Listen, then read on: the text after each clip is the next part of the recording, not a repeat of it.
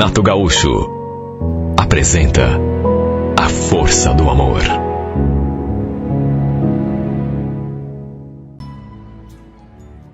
Quando eu cheguei em casa, encontrei a minha mulher chorando no quarto. Olha, cheguei a ficar assustado com aquilo. Ela não notou que eu tinha chegado, porque eu entrei sem fazer barulho. E repito, me assustei quando ouvi aqueles soluços vindos do quarto que a gente ocupava e, quando me aproximei da porta, pé por pé, a encontrei chorando. Olha, foi uma sensação tão esquisita. Entrei e a Marlene estava sentada na cama, encostada na cabeceira, assim, toda encolhida, com o rosto escondido entre os joelhos.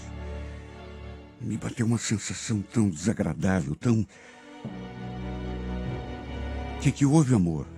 Tá chorando por quê? Repito, ela não tinha percebido a minha chegada, porque eu cheguei sem fazer barulho. E assim que escutou a minha voz, ela se assustou. Passou as mãos assim pelo rosto e num fio de voz só falou aquilo. Nossa, Ayrton, que susto! Não vi você chegar. Tá, mas tá chorando por quê, amor? Ela falou que não era nada. E já foi se levantando e se dirigindo ao banheiro. Mas como assim não era nada? Eu chego em casa e encontro minha esposa chorando, naquele estado. E ela diz que não é nada. Nada não podia ser. Ela não quis me contar o motivo daquele choro. Tanto que saiu do banheiro, dali alguns minutos, foi direto para a cozinha, já lidar com o jantar. E não quis terminar aquela conversa, porque eu insisti. Imagine como que eu me senti. Na verdade, acho que se eu não tivesse encontrado aquele papel, ela talvez não tivesse me falado nada. Pelo menos não naquele dia. Mas o fato é que acabei encontrando um teste de gravidez ali, na gaveta do criado mudo. Fui ver se encontrava o medidor de pressão arterial, porque minha pressão às vezes ficava meio descontrolada, e acabei encontrando aquele papel. Na verdade, o que me chamou a atenção foi o envelope, porque tinha o logotipo de uma clínica. O resultado era positivo, ou seja, a Marlene estava grávida. Será que era por isso que ela estava chorando? Só podia. Aliás, mais do que simplesmente chorando, ela parecia deprimida. Será, meu Deus, que era por isso? Olha, quando encontrei aquele papel e a ficha caiu, apesar de tudo, eu fiquei até feliz. Eu queria tanto um filho. Aliás, a gente já tinha conversado muitas vezes sobre isso. Mas ela achava que ainda não era a hora. Lembro que fui lá conversar com ela, levando junto aquele teste de gravidez comigo, e quando entrei pela porta da cozinha, me deparei com outra cena que me chamou a atenção. Ela estava apoiada assim com os dois braços na pia, olhando para o nada, como se estivesse pensando em alguma coisa.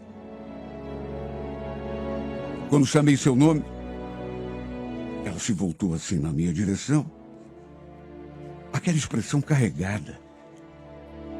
E eu lhe mostrei o teste. Amor, por que você não me contou? Ela não respondeu. Ficou olhando para mim, com aqueles olhos sem expressão, até que diante do seu silêncio eu insisti. Por que você não me contou? É impressão minha ou você não está feliz? Bastou fazer aquela pergunta e ela já desabou no choro. Acredite quem quiser, mas não consegui ter uma conversa com ela, porque ela não parou mais de chorar. E mesmo depois que conseguiu se acalmar um pouco, ela não quis falar sobre aquele assunto. Só disse que estava abalada, que depois a gente conversava, que naquele momento ela não... Meu Deus, como assim abalada? Abalada pela gravidez? Mas o que estava acontecendo afinal? Era para ele estar feliz, assim como eu estava. Afinal de contas, a gente ia ter um filho. Foi por isso que eu falei lá no começo que, apesar daquele susto inicial, quando a encontrei chorando, depois, quando eu encontrei aquele papel e li que ela estava esperando um filho, foi um momento feliz para mim. Só que, ao mesmo tempo, acabei ficando angustiado, sem saber o que pensar, por causa da atitude dela. É claro que a alegria, pelo menos naquele instante, estava falando mais alto. Tanto que nem consegui dormir aquela noite, de tão eufórico que fiquei. No dia seguinte, fui trabalhar e simplesmente não consegui pensar em outra coisa. Cheguei na empresa e já fui contando a novidade para todo mundo, que minha esposa estava grávida do nosso primeiro filho. Todo mundo me deu os parabéns. Olha, eu passei aquele dia todo, assim, meio fora do ar, no mundo da lua, ainda sem acreditar que muito breve seria pai. Olha, comecei a fazer planos. Eu pensei em tanta coisa, mas sem jamais imaginar o que me esperava quando chegasse em casa. Assim que entrei pela porta, me deporei com aquela era a terceira cena que eu não conseguia entender. A primeira, minha mulher chorando copiosamente no quarto. A segunda, minha mulher, depois de ter ido para a cozinha tratar do jantar, com os braços apoiados na pia, olhando para o nada, como se estivesse refletindo sobre algo muito importante, que eu até aquele momento não sabia o que era. E a terceira cena chegou a me deixar com as pernas trêmulas. A Marlene estava sentada no sofá e a seu lado, no chão, 2 sacolas cheias de roupas. Sua expressão estava triste. Num fio de voz, eu perguntei: o que está acontecendo, Marlene? Que sacolas são essas? Eu estava só esperando você chegar, Ayrton. Estou indo embora dessa casa. Como é que é? Mas que história é essa, Marlene? Vai embora? Mas vai embora como? Para onde? Eu não quero mais continuar casado com você, Ayrton. Nosso casamento acabou. Mas como assim acabou, Marlene? O que você está falando? O que está acontecendo, afinal? Puxa vida, a gente vai ter um filho. Você não pode fazer isso. Mas que filho, Ayrton? Não tem filho nenhum. Como é que é? Como que não tem filho? Você esqueceu que eu vi o teste? Quer saber? Eu tirei. Não tem filho nenhum. Você sempre soube que eu não queria ter filho. Você tirou? Você está brincando, Marlene. Não pode ser verdade isso. Pelo amor de Deus. Para de brincar com coisa séria. Ela nem deu atenção ao que eu falei. Começou a mexer no celular. O que você está fazendo, Marlene? Estou chamando um carro de aplicativo. Não te falei que eu estou indo embora? Marlene, meu Deus, o que está acontecendo?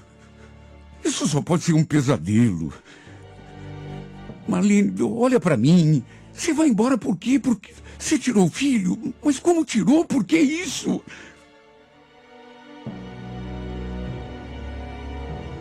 Eu ainda tentei conversar com ela, impedi-la de sair daquela casa, mas não teve jeito. Ela começou a se alterar, a pedir que eu saísse do caminho, para não ser obrigada a tomar uma atitude pior.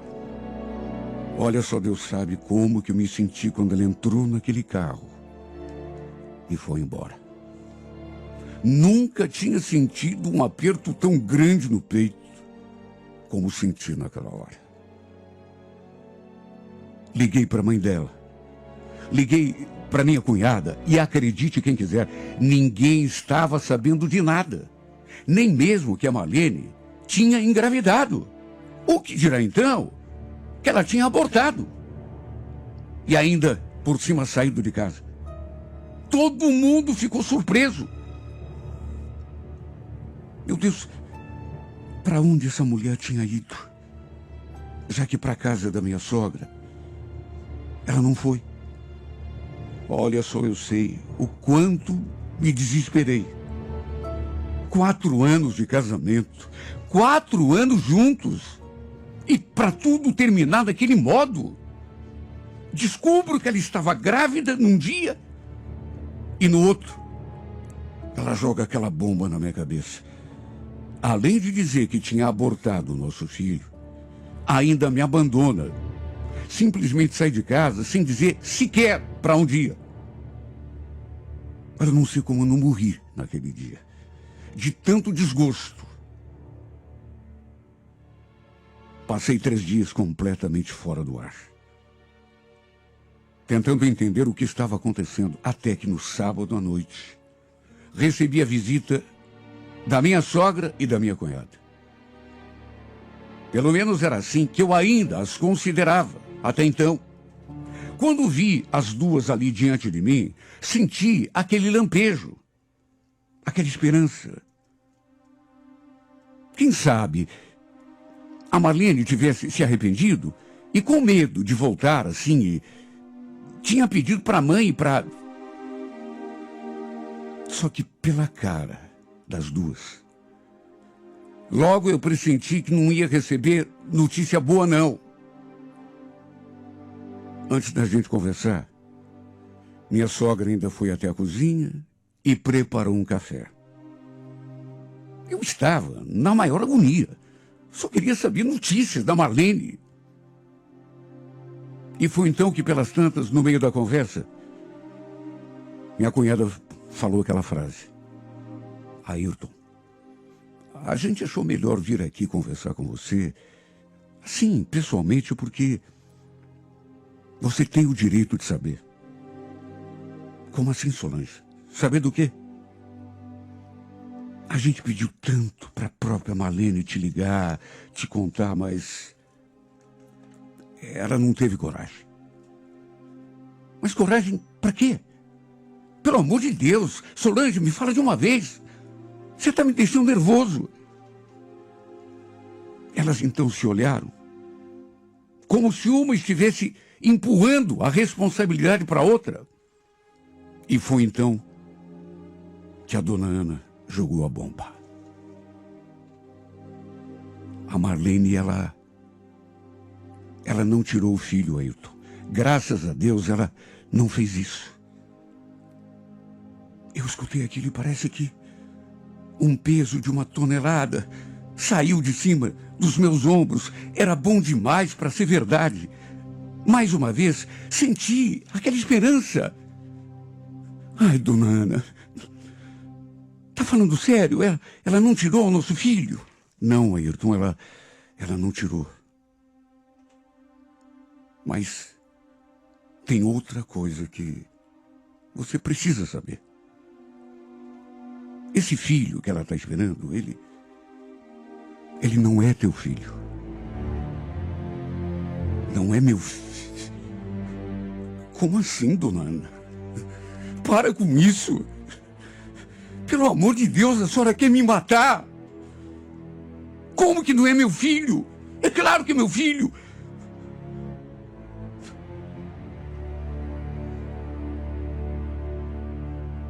Antes que ela pudesse dizer qualquer coisa, eu senti tudo rodando.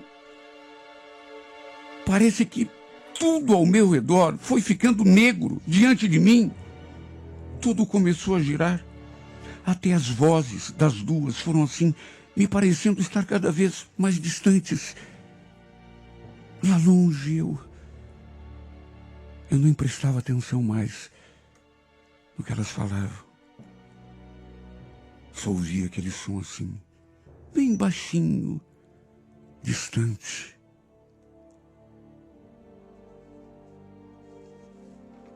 Minha mulher tinha saído de casa para ir morar com outro homem. O homem que era o pai do filho que ela estava esperando. Só podia ser um pesadelo. E se fosse? Olha, eu fiquei tão revoltado que não sosseguei enquanto não tirei aquilo a limpo, olhando nos olhos da minha mulher. Como a minha sogra falou que ela estava lá na sua casa, eu peguei o carro e fui direto. Ela não teve sequer coragem para me encarar. Em nenhum momento me olhou no olho enquanto a gente conversava. Foi, na verdade, um monólogo, só eu falei no fim. Acabou chegando um carro lá na frente da casa da mãe dela. E antes que eu pudesse entender o que estava acontecendo, ela saiu pela porta e entrou naquele carro, que naquelas alturas eu nem sabia de quem era, mas concluí quando a minha ficha caiu. Era o mesmo carro que eu tinha ido buscar naquele dia, quando ela saiu de casa. Ou seja, não era carro de aplicativo, coisa nenhuma. Era o amante que tinha ido buscá-la. Minha vontade foi de morrer. Ou então, sei lá, que Deus me perdoe de matar.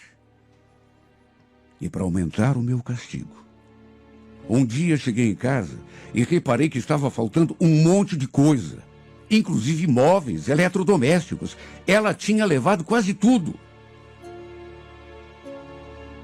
Porque achava que também tinha direito à metade do que tinha ali dentro de casa. Fui lá reclamar com ela.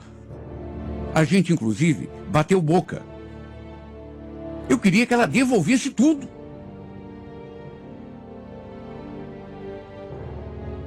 E ela só falou que também ia querer a metade daquela casa em que a gente morava. Chegou a me dizer que eu botasse para vender, que ela queria metade do dinheiro. Foi exatamente isso o que ela me falou. Como se isso estivesse me importando. Eu fiquei olhando para o rosto dessa mulher, me perguntando, será que algum dia eu conheci aquela que durante 4 anos foi minha esposa? Meu Deus, eu não conheço essa mulher. Ela me tira o chão. E ainda vem me falar em direito, em dinheiro, em casa. Só não me tirou a vida. Porque, infelizmente, ninguém morre de tristeza. Porque seria até melhor. Se bem que é assim que eu me sinto, morto por dentro, tentando acordar desse sonho ruim, que no fundo eu sei que não é sonho ruim coisa nenhuma, é a realidade que eu não consigo encarar. Sobrevivendo um dia após o outro. Aquele infeliz que hoje está com ela destruiu o meu mundo, tirou a minha esposa, o filho que ela carregava na barriga, que eu pensava que fosse meu, depois tirou as minhas coisas e agora quer tirar até a minha casa. E como se fosse pouco, ela ainda me tirou toda a dignidade, porque acredite quem quiser. Fui lá me humilhar, rastejar, implorar que ela voltasse para mim, que me dissesse que era tudo um engano, tudo mentira, que ela ainda me amava. Quanto engano, meu Deus, quanta estupidez. Fiz papel de trouxa, de bobo, de palhaço. Às vezes eu me pergunto, será que existe justiça nesse mundo? Será que é justo tudo que estão fazendo comigo? em vez de me deixarem aqui sofrendo, por que não me matam de uma vez? Por que não me dão o tiro de misericórdia?